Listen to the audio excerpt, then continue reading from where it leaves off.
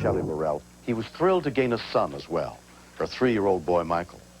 But on May 28th at Grand Lake in Grove, Oklahoma, Scott discovered how quickly the things we hold dear can be taken away.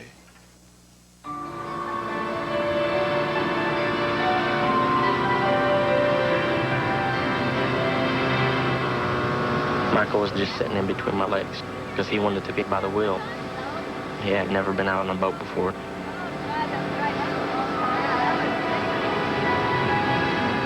I had the boat full throttle, and that's what he liked. He liked the speed. You know, he's faster, Daddy, faster. He was having a ball.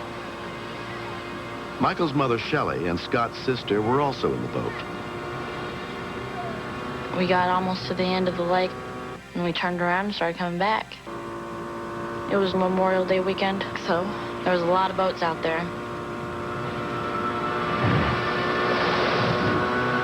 We was coming up on the bridge. I was looking back, just making sure there was no boats coming up. I never did see the boat that caused the wake.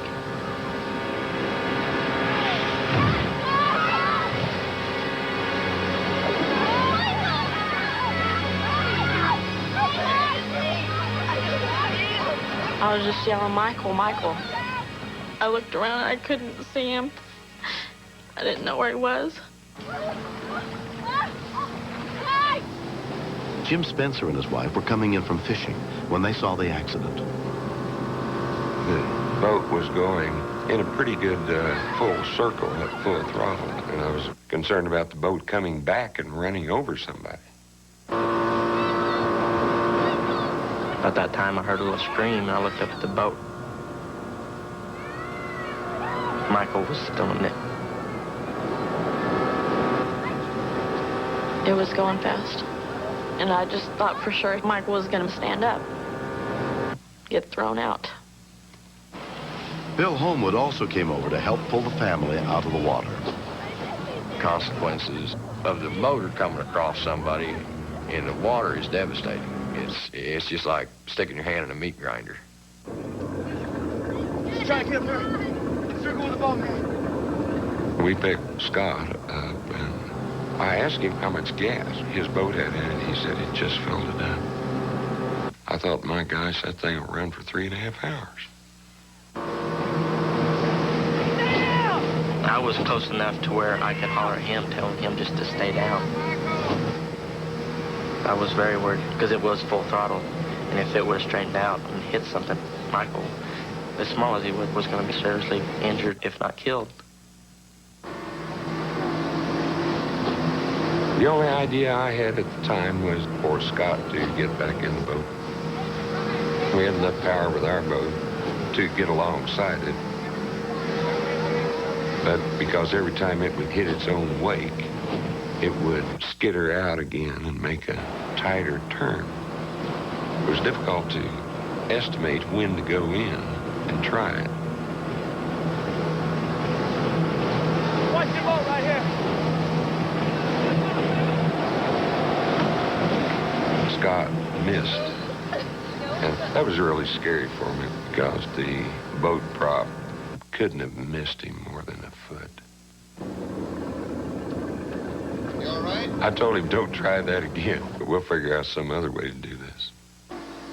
From her lakeside home, Pat Seawright spotted the rescue efforts.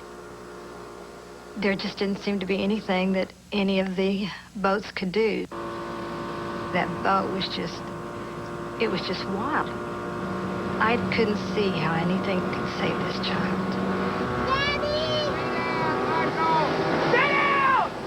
Every now and then you'd hear him scream, Daddy, or Mama. He's my stepson, but I love him like he's mine.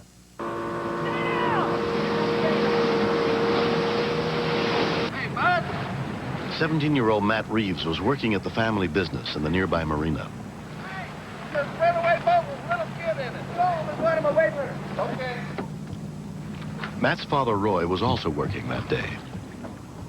Matt enjoys helping people. So, knowing Matt like I do, I yelled to him, be sure you've got a life jacket on.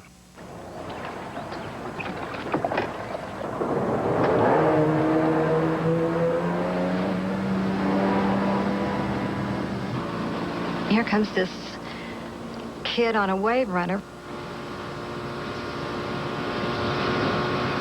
We didn't know what that kid was going to do. I seen Matt show up. And he came up and he asked me, would you mind if I tried to get into the boat? And I said, if you can get in, well, I owe you, I owe you dearly.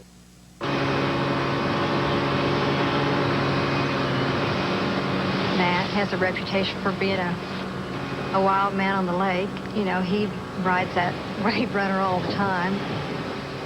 A young kid like that will do almost anything, so you're scared to death for him.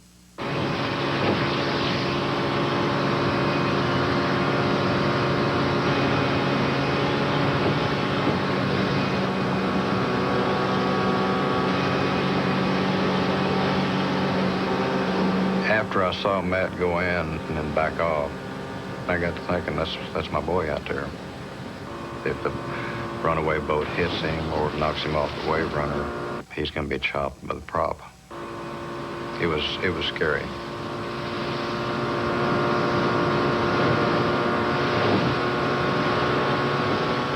He circled a couple times, and then he turned around like he told himself, one shot's all I got, we're gonna go for it.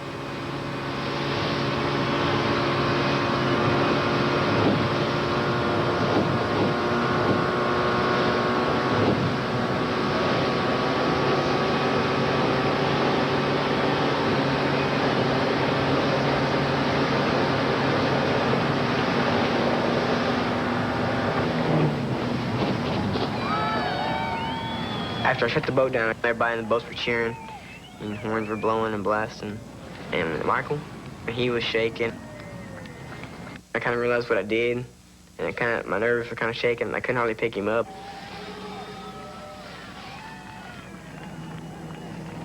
Everybody's mood changed so fast. I think they kind of wanted to just step out of my boat and walk on water over there. I took Michael into my arms, and I was holding him real tight. I couldn't stop crying. And I remember him telling me a couple times, "It's okay, Daddy, I love you, Daddy." It made me realize how much I really did care for him. It was all over, and I just can't explain how tremendously relieved we were. It could have been so bad.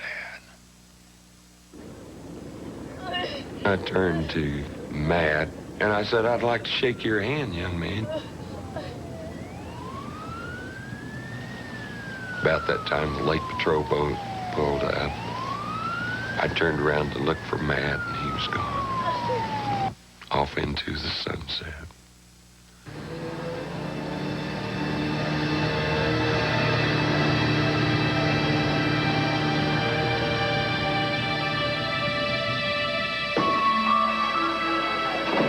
A month has passed since 3-year-old Michael's boating accident. I made it! You know what the boat did to my mom and dad? It threw them out in the water.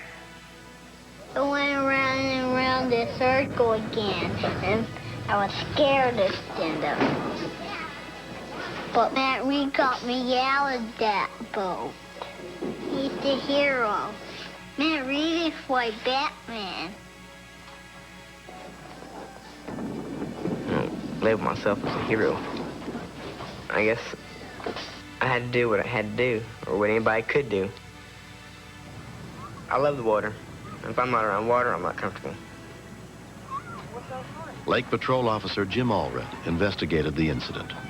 I was very surprised that in an accident of this type, there was no injury. The rider of a jet ski or a wave runner should not even consider doing anything similar to this. This is an extremely dangerous thing to attempt. Like I said, it was just, the Memorial Day weekend. We just can't. When I met him, he seemed so young. He seemed like a little kid. And then I was thinking what he did. He put himself in danger, and he didn't even think about it. I think Matt did something that will be remembered for a long time. Next. You have a